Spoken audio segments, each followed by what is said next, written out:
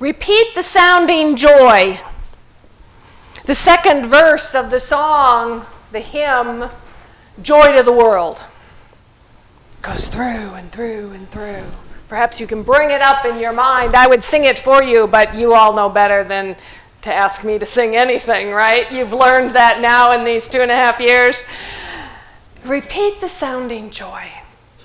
Music is one of the things that moves in our bodies. There's a reverberation in us. And if you don't quite get there as you sing hymns in the morning, come and sit close to the organ when Ken is playing. And you can't help but have the organ come and fill your body. It touches the nerve endings and it connects us and it wiggles some things, perhaps even wiggles something that's been out of place back into place. That's what music can do. It has the power to bring us to our knees in tears. It has the power to fill us with joy and reach to the heavens with all of who we are. Repeat the sounding joy. How do we live that to our bones? How do we live that every day? Our text this morning give us some guidance. John the Baptist, you hear the story that Grace read, actually she read from the Message, and so the words may have been unfamiliar to you, but they point us real clearly. It uses one simple sentence: change your life. Okay. Change your life. There's your invitation. What are you going to do about it? How are you going to change? What's the invitation from God? Or are you just peachy keen and everything's fine and you don't need to change a thing? Then I want you to come have coffee with me and let me know how you do that.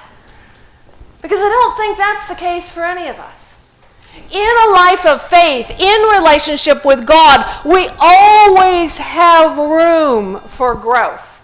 We always have room to have small bits or big bits of our lives transformed. It goes on. It's your life that must change, not your skin. And it goes on again. What counts is your life. Is it green and blossoming? Oh. Or is it deadwood? This word deadwood was striking to me. It says if it's deadwood, it goes on the fire to be burned. But just that phrase, deadwood, struck me because we went to see A Beautiful Day in the Neighborhood on Friday. Mike and I would both highly recommend it for everyone to see it, probably more than once. Because it's one of those movies that once you see it and you finish crying, you have to go see again to make sure that you actually saw and heard what you thought you saw and heard. It's a story about Fred Rogers, the Presbyterian minister who became a TV celebrity for children. It's a story about an encounter that a man who was a journalist, Lloyd is his name in the movie, came to be transformed. Now, I don't want to spoil the whole story for you, and I'm going to talk more about this probably in January, about relationships and what happens when we're a person of faith and how we are involved in our own transformation and then the transformation of others. But Lloyd's life is deadwood.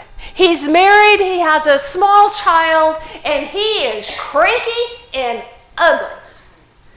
He just has this scratchy nerve that he just doesn't come out as a person who is repeating sounding joy of love in his life at all.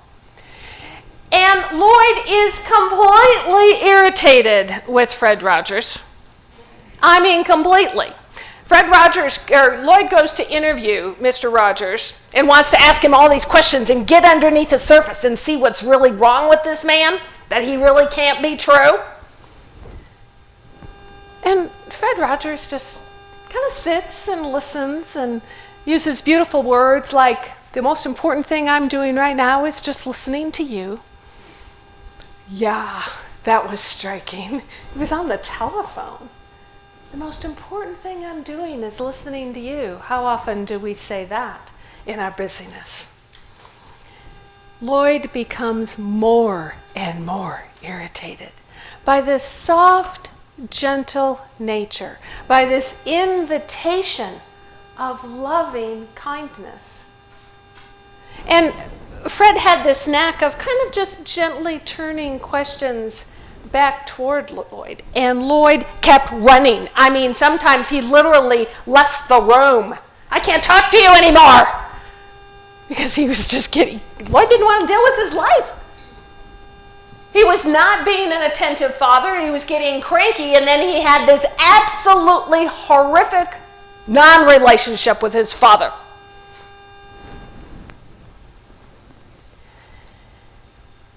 In my opinion, at the beginning of the movie, his life is mostly Deadwood. But in the relationship that unfolds between the two of them, he finally comes to see himself, Lloyd does, as a whole child of God. He would not use that language, but we would. That's what's happening. That transformation that comes because something has connected with your heart. Something has said, you belong to this. You can be a part of a creation that gives off this joy, that gives off and shares this love. And so then we turn from this Matthew text of being changed. The invitation is right there, being changed from the inside out, and that's what happened to Lloyd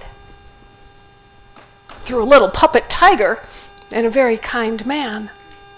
But it also is the invitation for us. If we look at this Isaiah text, begins the root of Jesse's tree, and it goes back to talking about King David, and that's kind of the history. This is the beginning text, the beginning of Isaiah, which is really 3 books. This is the first one, probably from the Assyrian reign, and it's creating this picture of a universe that we get glimpses of every once in a while.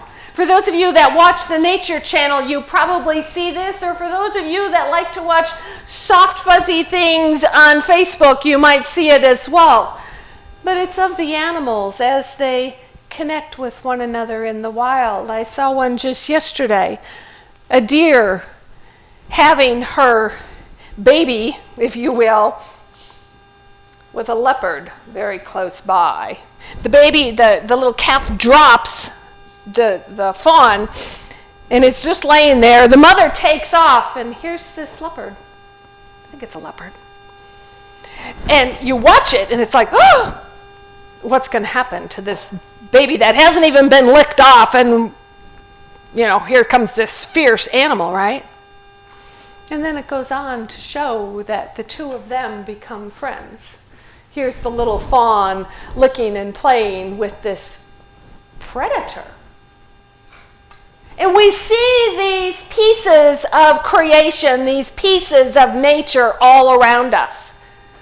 Those things, the wolf will live with the lamb. The calf and the young lion will feed together, and a child shall lead them. The cow and the bear will graze. Their young will lie down together, and the lion will eat straw like an ox. A universe, a picture that most of the time, because there's so much anger and strife around us, we can't get there. But this is the invitation to be a person who lives with this repeating joy. This resounding joy when you get that tingle in your body that says, oh, I need to respond in love. I need to respond to that person, to that situation, to this group. I wish you could have seen, for those of you who weren't there, the faces on the children yesterday at the Palos Verdes Christmas party. These precious, precious faces just lit up with joy and the gratefulness of their parents, because they don't always see a world where a lion can lay down with a lamb. They often are seeing a world where a lion is constantly attacking and attacking and attacking. But no, the vision that God has for us as followers of Jesus is to find this loving joy in our hearts and live from there.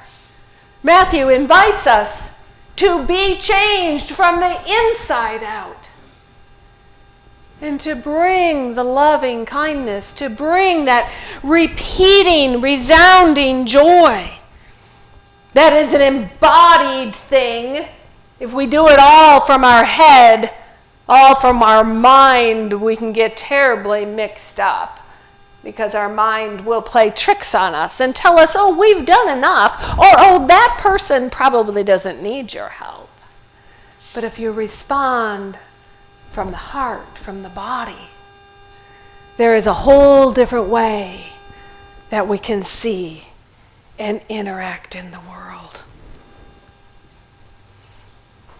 Part of this text from Isaiah, this old text, talks about a shoot growing up from a stump, and that the branch will sprout from roots, not only from a tree, but also from people, right?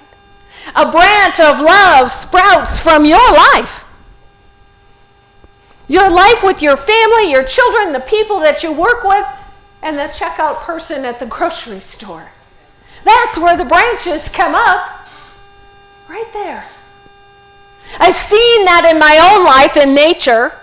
My family comes from loggers in northern Wisconsin, and that was my grandpa's job when I was a little girl. Went out and he literally chopped down trees. Now the land is logged by professionals with big machines that come.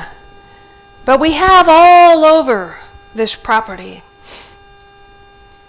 the stumps that are left. And if you walk quietly in the woods, any time of year, you can see that there are pieces that you think are coming from a dead stump, and they're not. Because there is always new life. There is always new life coming up. And it has the opportunity to be strong and sure. Repeat the sounding joy in your life. New life is right here, dear friends, right here. Just like Lloyd in the movie, A Beautiful Day, we too can live like Fred Rogers and offer that love. We can live like Jesus and share the good news in all that we do. May it be so as you travel and move through this Advent season, preparing your heart for the coming of that Christ child again and again in you. Amen.